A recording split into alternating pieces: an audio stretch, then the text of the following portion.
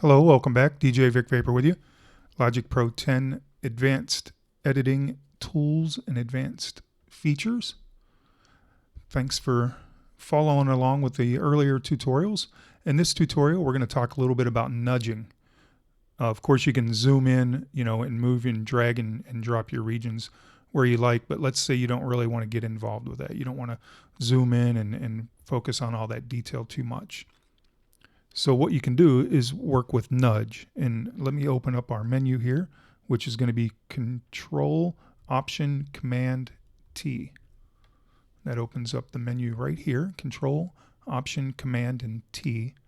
Now it's going to give me a nudge value and a way to set my nudge values.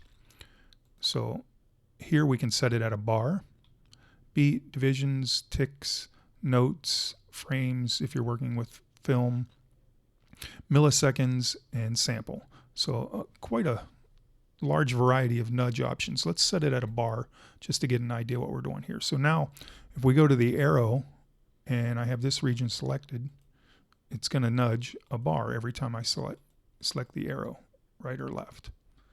And of course, if you don't want to go up here with your mouse and hit the arrow, you can just hold down, I believe it's Option and Arrow. And then your arrow keys right and left will help you with that, holding Option down. So that's a bar value nudge, but let's say I set it at something like 10 milliseconds. Now you're going to see smaller increments. So I'm holding down Option, hitting the arrow key, and you can just see it kind of just moving in those 10 millisecond increments across the time frame there. So that is nudging, and an easy way to manipulate and kind of fine tune your movements with your regions. So let me go ahead and get rid of our menu here. And now one other thing I want to talk about in this tutorial is, let's say we've got a project open. Like I've got regions that I want to move from this audio area to this audio channel, from this channel to this channel. And of course, here in this sample, I can just simply drag it down and drop it here, no problem.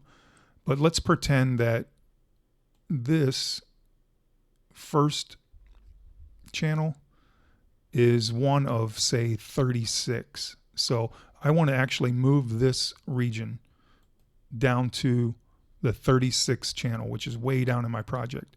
Now, it's a little time consuming and harrowing to grab this and drag it all the way down and wait for the screen to scroll through, and you're hoping you're keeping the right time framing and all that. So what we can do is first we select our region, and then we select the channel, the audio channel we want the region to transfer to, and it's simply Option Shift T.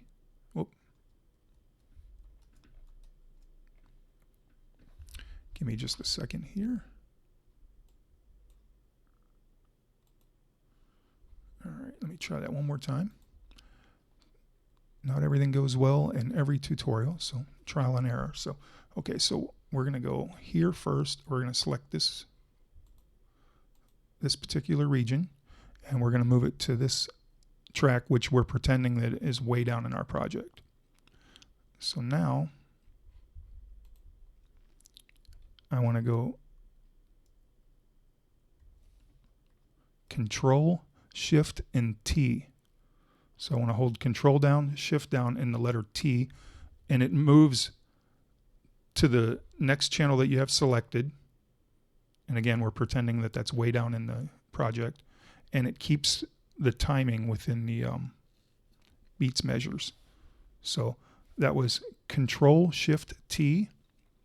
And first we have to select the channel that we're going to send it to, and then select the region that we're sending there. Hope you're learning something, and thanks for tuning in. Thanks for pushing play, and we'll see you in the next tutorial.